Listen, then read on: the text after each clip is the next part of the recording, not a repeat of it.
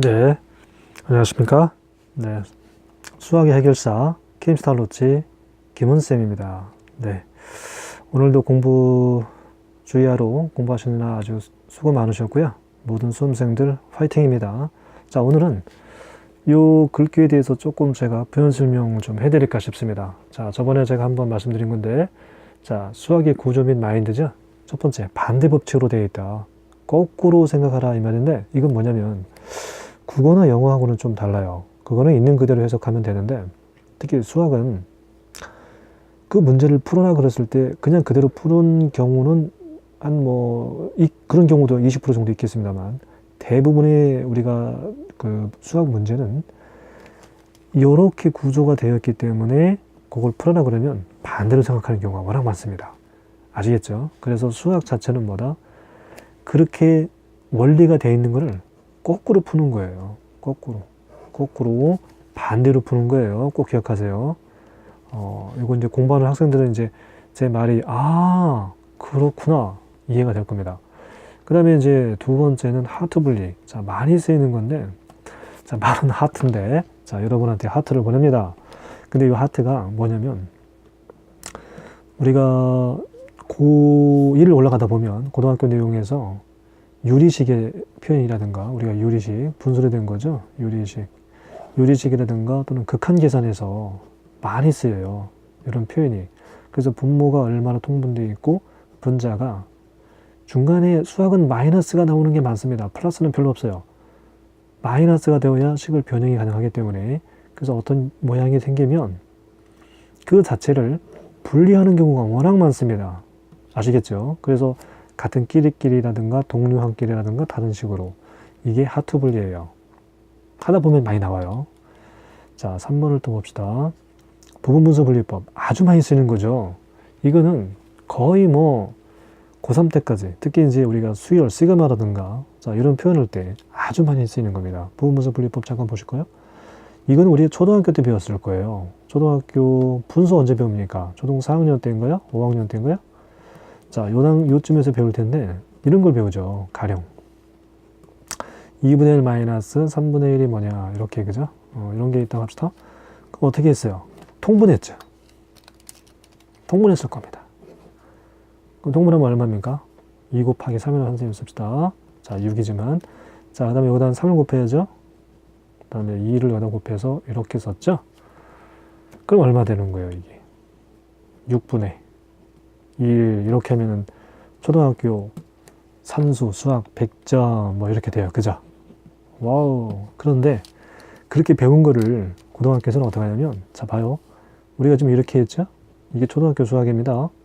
고등학교는 이해를 이렇게 하세요. 이 뜻이에요. 다시, 이해를 이렇게 하세요. 그러면 이렇게 하는 거죠. 6분의 1을 쪼개라는 겁니다. 어떻게? 분모를 소인수분해. 물론 식으로 되어 있으면 인수분해예요. 자, 2 곱하기 3. 주의사항이 있습니다. 작은 거, 큰 숫자.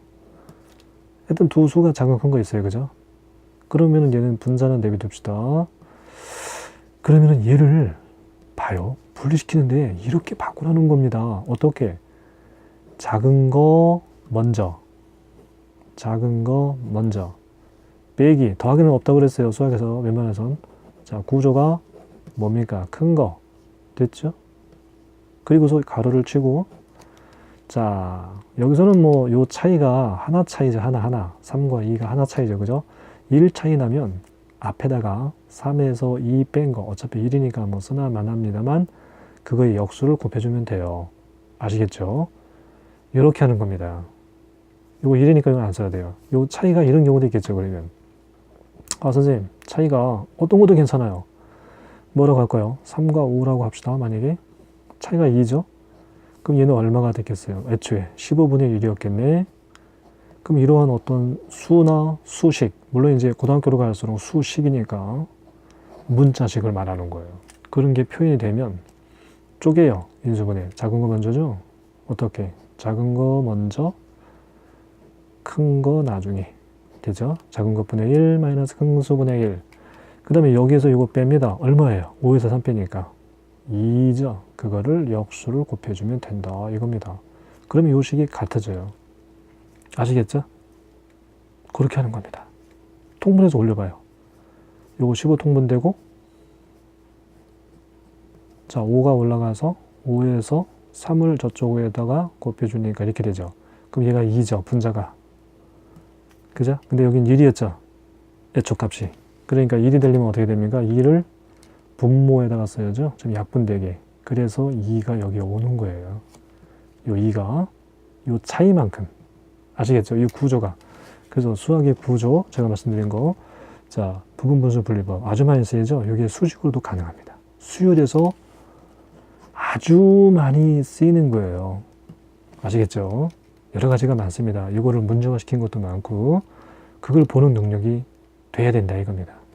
다음, 네 번째는, 저거는 이제, 이거 말고도 제가 하나하나 문제 나중에 하면서 설명을 드리겠는데, 네 번째 거는, 지금 중등학생이라면, 만약에 중등학생들이 큰 요청이 오면 제가 또 중등 뭐 1, 2, 3학년, 거기에 맞춰서 체계적으로 또 한번 수업도 해보겠습니다. 지금 이제 수험생들, 고등학생, 재수생, 반수생, 뭐 이런 수험생들을 위주로 좀 하다 보니까, 자, 중등부도 나중에 필요하면 하겠습니다. 닮은비라고 있는데, 저거는 아주 많이 써요. 고등학교에서. 물론, 중학교에서 쓰이는 닮은비는 우리가 몇 개가 있습니다만, 각에 대해서도 있겠죠. 그 다음에 닮은비 길이가 있는데, 고등학교에서 일단 쓰이는 닮은비는 요거 하나밖에 없어요. AA 닮은. AA 닮은. 아마 중2 때 나온 걸 것 같아요. 그죠? 중2 때 AA 닮은. 각이 두 개만 같으면 돼요. 자, 그래서 많이 쓰는 게 이런 겁니다. 요 각이 똑같아요. 그죠? 자, 그러면은 여기도 같다고 합시다. 그러면 두 개의 형태가 같으면, 그죠? 나머지도 당연히 같겠죠. 여기도 같겠죠? 그래서 우리가 세 개의 각 AA를 AA, 트리플 A를 두 개로만 그냥 줄여서 쓰는 거예요. 자, 중학교 때는 정확한 명칭이 중요하지만 고등학교에 가서는 이런 명칭이 중요하지는 않고 발견하는 게 중요합니다. 발견하는 거, 수음그램 찾기. 자, 그래서 뭐 예를 들어서 뭐 요거 대 요거는 큰 거, 짧은 거 대 큰 거는 요거 짧은 거, 큰 거, 뭐 이런 형태가 많이 나온다는 얘기죠. 그러면 여기도 요 길이는 얘랑 닮았겠다. 그런 문제들을 닮은비 찾는 능력 많이 나오고, 특히 이제 수직으로 된 경우도 많이 있어요. 특히 이제 이런 경우도 많이 있죠. 뭐 같은 그림이긴 하겠습니다만, 이렇게 돼가지고, 얘가 수직이라면, 이렇게. 얘가 직각. 이런 경우도 많아요. 그죠? 그러면 요 도형과 요 큰 거. 얘가 닮았겠죠? 여기는 같은 공통각이니까. 그죠? 그럼 요 조그만 건 어때요? 여기를 그냥 기호로 A, B, C를 한다면 얘를 회전시키는 거죠? 180도 딱 돌리는 거예요.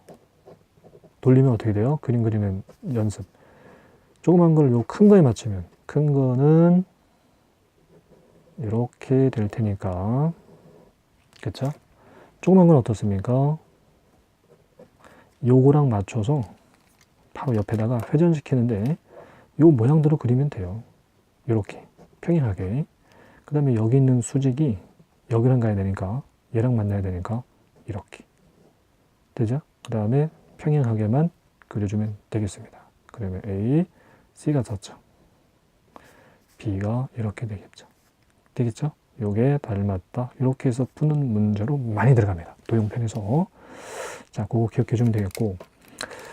그 다음에 근해 공식. 중등부에서 근해 공식은 이제 중3 때 사용되는 거죠. 2차 방정식에서. 그 2차 방정식이 있는데, 자, 저는 방정식을 요 한자로 방자 씁니다. 요거는 아마 이렇게 쓰시는 분들은 잘 없을 텐데, 이렇게 방자예요.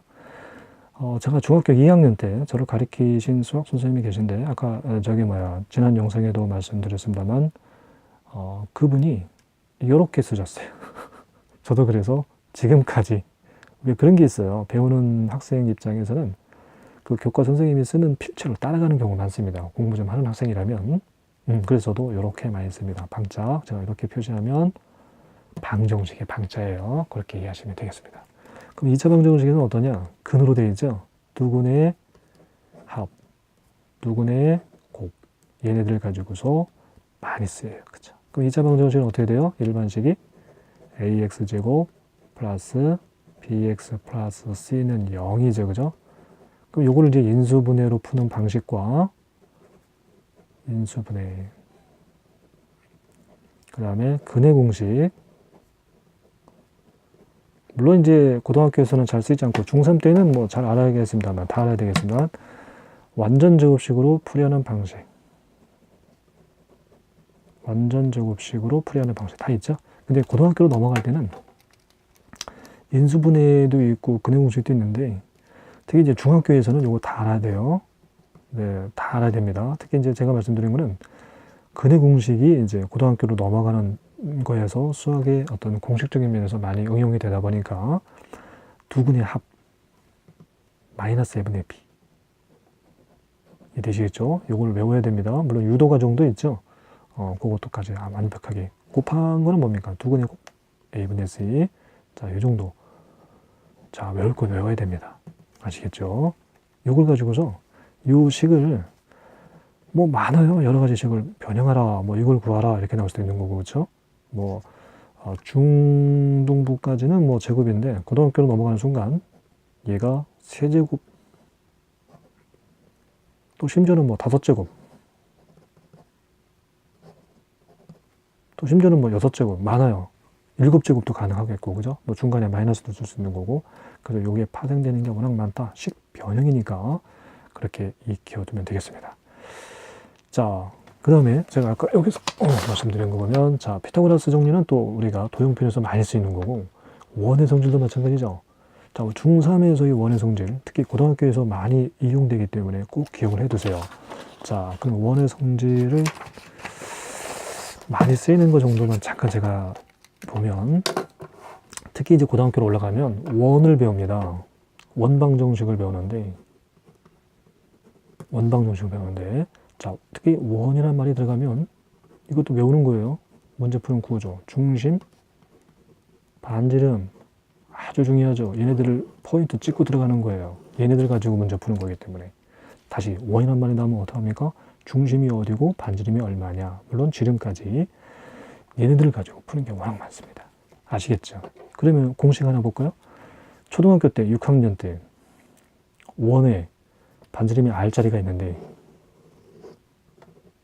넓이 어떻게 돼요? 단면, 평면이에요.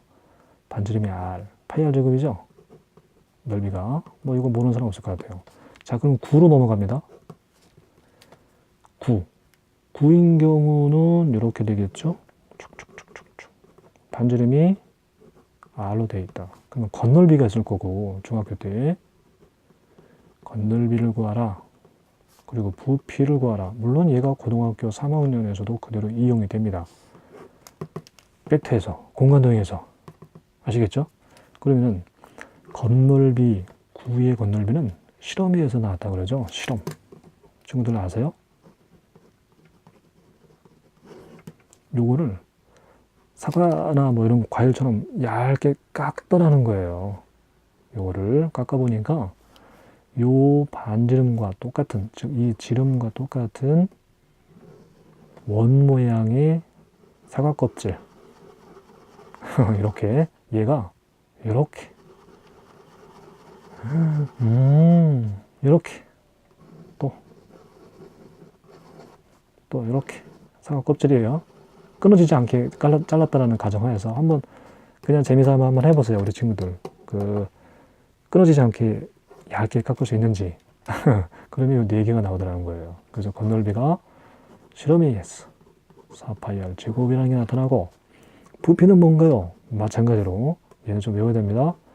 3분에서 파이R 세제곱이 나오더라는 겁니다. 물론 전부 다 얘가 중학교에서도 많이 쓰이지만 고등학교 넘어가서도 3학년까지 공간도형에서, 공간 벡터에서 많이 쓰입니다. 아시겠죠? 자, 그 다음에 5번째 고등학교 과정에서, 물론 뭐 이제 여러 가지 미적분도 있고 확률 통계도 있긴 한데, 또 그때그때마다 하나씩 제가 중요한 것들은 설명해 드리는데, 지금 고3들 뒷부분, 공간도형과 벡터, 요거를 지금 반복하고 있기 때문에 제가 그거 내용을 조금 해보려고 합니다. 특히 도형 표현을 많이 어려워한다라는 친구들이 있는데, 제대로 알면 되는 건데 모르기 때문에 그래요. 그래서 이 도형표는 수학이기 때문에 그냥 문장으로 나오는 문제와 그림으로 나오는 같은 문제인데, 그러면 우리 수험생들은 다르게 느껴져요. 근데 알고 보면, 제가 분석하면, 나중에 그러니까 저의 설명을 들으면 현장에서 학생들이 이게 같은 문제구나 많아요. 특히 중요한 건 뭐냐면, 도형에서 공간 도형, 평면 도형은 그냥 우리 1호학, 2차원 평면에서 배우는 거랑 마찬가지인데, 공간 도형에서 많이 어려워합니다. 공간 도형. 아시겠죠? 그럼 공간 도형이라 그러면 뭐냐면, 대표적인 게 정육면체에서 많이 나오죠. 물론 뭐 이거 말고도 뭐 정사면체도 있고 정팔면체 등등 여러 가지가 있는데, 제가 여기서 중요한 거 하나 말씀을 드리면, 자, 이렇게 있다고 가정합시다. 그죠? 정육면체가 있어요. 이렇게 바라봤을 때 겨냥되죠. 예를 들어 이런 경우로 봅시다. 어떤 경우냐면, 이런 경우가 있어요. 자, 제가 보면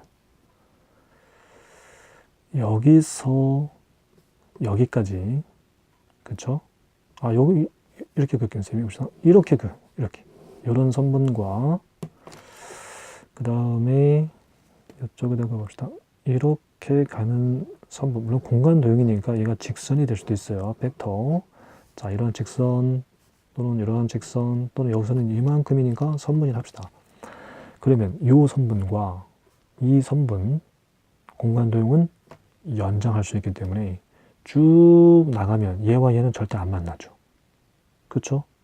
만약에 이 선분과 이 선분이라고 그러면 만나지만 얘는 안 만나요. 이 안 만나는 거를 뭐라 하냐면 꼬인 위치라고 그래요. 위치가 이제 꼬인 위치.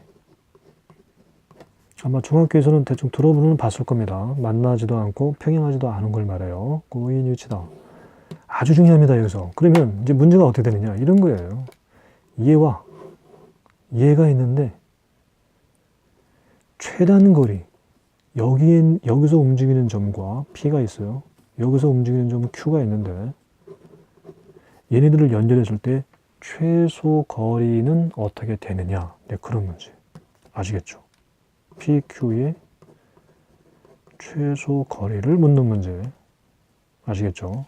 또는 같은 문제라도 제가 요 직선에 움직이는 요 P에서 요 선분에 움직이는 Q로 선분 최소 거리를 그었을 때, 이번에는 거리값을 구하라가 아니라 그때의 최소가 되는 Q의 좌표는 뭐냐.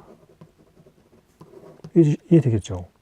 여기에 누군가에서 어딘가에서 임의적으로 P를 잡았을 때 이 선분의 어떤 수선, 즉 최소거리라는 건 기본적인 걸 알아야 되는데, 수학에서는 수직거리를 말해요. 물론 내가 지금 중학교 1학년인가 아마 그 정도에서는 여기 어떤 점 P를 주어주고서 이 직선 L에 시험 문제가 이게 직각표시죠. 자, 이렇게 나올 겁니다. 아마 중학교 정도에서 교과 내용에 이렇게 있을 거예요. 그러면 여러 가지 뭐 기억, 니은, 디귿 있겠죠. 그죠? 자, 이런 식으로 있다가 가져갑시다. 선택지가 5개라면 리을, 여기 미음. 다음 점 P에서 이 직선까지의 최단 거리를 말하는 건 뭐냐? 수직거리예요. 수직거리. 최소거리라는 건 최단위 되면서 가장 짧은, 그래서 수학적으로는 용어가 수직거리를 말해요. 그래서 수직으로 되어 있는 요거죠. 여기 최단거리입니다. 그러면 얘가 고등학교 와서 봐요. 이 직선의 P가 움직입니다. 움직여요. 어디에서 여기에 수선을 그었을 때 최단 거리가 되겠느냐 이겁니다. 그래서 그거를, 자, 이게 이해되면 이제 봐요. 어떠한 꼬인이시가 있어요. 좀 이렇게 있다고 가정합시다. 그죠? 그러면 중간이 계곡이야. 낭떠러지예요. 그럼 여기 있는 사람들이 여기로 탈출해야 돼. 아시겠죠? 그러면 구조대가 여기 있는 선분과 여기 선분을 잇는다고 생각해 보세요. 어떤 끈이나 어떤 밧줄이나 어떤 다리를 놓는다 생각해 보세요. 그러면 여기서 다리를 놓으면 수직거리가 될 때, 즉 그 다리가 얘랑도 수직이 되고 이쪽에 있는 다리랑도 수직이 됩니다. 그때가 최단거리가 된다는 거예요. 이게 수학적 개념입니다. 아시겠죠? 다시 여기 있는 거와 여기 있는 거를 잇는 거. 이거는 자, 우리가 흔히들 공부하는 사람들, 전문가들도 뭐 개념을 뭐 공부하라 이런 말이지만 그 일선 문제집이나 이런 데도 보면 그렇게 자세한 설명이 없어요. 여기 있는 거와 얘가 꼬인 위치인데 선분을 이어야 되겠는데 그게 얘가 다리가 얘랑도 수직, 얘랑도 수직이다. 이거를 학생들이 이해하도록 설명된 게 쉽지 않다는 얘기예요. 문제는 말은 있겠지만 아시겠죠? 그럼 우리 수험생들은 그거를 그 암호 해독을 해야 돼요. 아, 그 소리였어. 그게 이 개념이라는 겁니다. 그래서 공부 잘하는 친구들은 그 개념을 파악하는 거예요. 빨리. 그럼 그걸 문제에 도용하다 보면 도입하면 이렇게 되겠죠. 아, 여기 어딘가에 있는 점과 여기도 어딘가에 점이 있을 텐데 이렇게 있게 되면 그게 시뮬레이션 했을 때 시뮬레이션 3천으로 봤을 때 얘도 수직. 즉 얘가 주체예요. 얘가 주어. 얘는 얘랑도 수직. 또 얘는 이쪽에서 바라보면 그죠? 얘랑도 수직. 이렇게 된다는 거예요. 아시겠죠? 이게 그림 문제로 나오면. 근데 이제 문장적으로 나오면 어떤 직선 L이 있다. 어떤 직선 또 M이 있다. 얘 위치는 뭐 말로 안 주어줘도 우리가 직선 하면은 방향 벡터가 있는데 아 방향 벡터가 서로 다르구나. 그러면 꼬인 위치다 이거예요. 그죠? 만나지도 않고 평행하지도 않으니까. 그러면 얘네들이 꼬인 위치라는 말을 안 가르쳐주고 우리 수험생들이 파악하라 해놓고 얘와 얘의 최단거리를 구하라. 또는 여기에서 이 직선 M에서 L의 선분을 그었을 때 그 최단거리가 되게 하는 요 L 위의 점을 Q라 한다면 그 Q좌표가 뭔가요? 아시겠죠?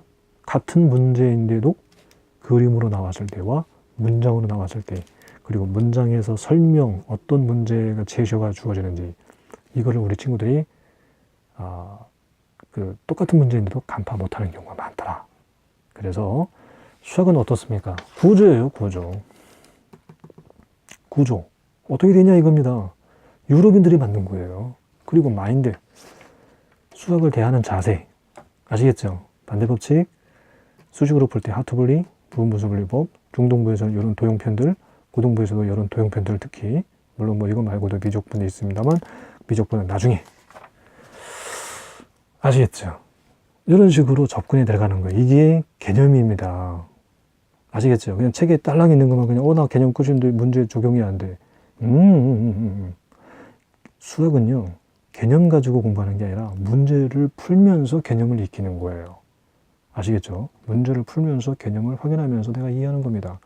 그래서 처음에는 시간이 뭐 20분, 30분 걸려 좋아요. 1시간 걸려도 쭉 푸세요.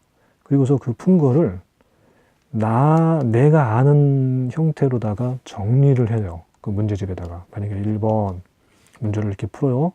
연습장 저처럼 쌤처럼 풀다가 그 포인트 되는 말들을 색깔별로 제가 색깔 해준 거 있잖아요. 빨간색, 파란색 이런 거에다가 핵심 키워드 만약 이 문제를 폈어요. 최단거리잖아요. 그죠? 그럼 포인트가 뭐예요? 내가 이걸 발견 못했어. 그럼 여기다가 살짝 꼬인 위치에서는 뭐 다 써도 되지만 자기가 알 수 있게 꼬인 위치에서는 어떻게 이걸 뭐라 합니까? 뭐 제가 아까 예를 든 것처럼 뭐 라이언 일병 구하기 그 다리 뭐 열어줘요. 뭐 계곡의 다리라든가 하여튼 꼬인 위치에서는 연결 부위가 뭐 최소 거리가 들어가는 거죠. 연결 부위, 최소 연결 부위, 최소값 구하라. 최소 연결 부위는 각각 수직이다. 이해되시겠죠? 공간도형에서 벡터에서 수직이면 뭐예요? 내적이 0이죠. 내적이 0이다. 이걸로 푸는 겁니다. 이렇게 정리를 해두라는 거예요. 문제에다가 살짝. 이거를 그냥 나는 알아 이해한다 해가지고서는 안 적어요. 그러면 다음에 뭐 3일, 4일, 5일, 일주일, 한 달 이게 어떻게 풀었지? 뭐였지? 몰라요. 그럼 공부 방법을 모르는 거죠. 그런 학생들은. 아시겠죠? 제가 이렇게 공부해서 전교 1등 전국에서 1% 안에 들어간 거라는 얘기예요. 0.5% 이상 상위권. 내적이 0이다. 그럼 내적이니까 뭡니까? 그리고 이게 직선이라 그러면 제가 해줄 말은 많은데 직선하면 또 생각할 게 뭡니까? 매기 변수죠. 그죠? 그럼 요 직선이 있으니까 매기 변수. 물론 좌표니까 요 성분으로다가 직선 방정식 만들 수 있어요. 이해되십니까? 직선 방정식 만들어서 매개 변수 항상 t 또는 s로 만들어서 얘와 얘를 만들어요. 그럼 여기는 s가 나타나죠? 그러면은 그거를 요 pq니까 뭐 pq 벡터, 뭐 qp 자기 마음대로 pq 벡터다 그러면 어때요? 위치 벡터로 항상 쓰는 거니까 q 뒤에서 빼는 거예요. 뒤에서. 그러면 q좌표에서 t로 표현된 매개 변수를 s로 빼죠. 그럼 그걸 성분으로 쓰면 됩니다. 이런 식으로 그렇죠? 이렇게 써요. 그러면 그게 하나 벡터인데 이 벡터는 뭐랬어요? 이 직선과도 수직, 얘랑도 수직이니까 얘의 방향 벡터를 u1 그죠? 있겠죠? 얘도 방향 벡터가 있습니다. u2 각각 내적이 0이다. 이렇게 해서 정리해두라는 겁니다. 성분끼리 곱해 더하면 돼요. 그쵸? 이렇게. 그래서 이런 것들을 하나씩 요게 처음에는 어렵지만 나중에 그 복습도 하고 그러면 그 시간이 단축이 됩니다. 그러면 이제 세 번째, 네 번째 자기가 또 완벽하게 될 때까지 익혀요. 나는 한 3번 정도 봐야 되겠다. 그러면 3번 정도 보면서 나중에는 눈으로 공부할 수 있어요. 수학책도 눈으로. 왜? 이런 과정을 꼭 해답지로만 풀지 말고 나만의 어떤 잊혀지지 않을 그런 단어를 이용해서 문제집에다가 써서 그게 하나의 내 거가 되는 거예요. 그렇게 공부하면 전교권, 전교 1등 할 수 있어요. 공부 방법입니다. 아시겠죠? 뭐 시간 관리, 뭐 행간에는 몇 시까지 공부해야 되느냐 이런 얘기도 많이 있는데 그건 제가 또 하나 차차 말씀드리겠습니다. 아시겠죠? 자, 오늘은 이런 정도에 대해서 일단 제가 좀 부연 설명을 해봤습니다. 아시겠죠? 반드시 기억하시고 실천에 옮깁시다. 자, 오늘도 수고 많으셨습니다. 감사합니다.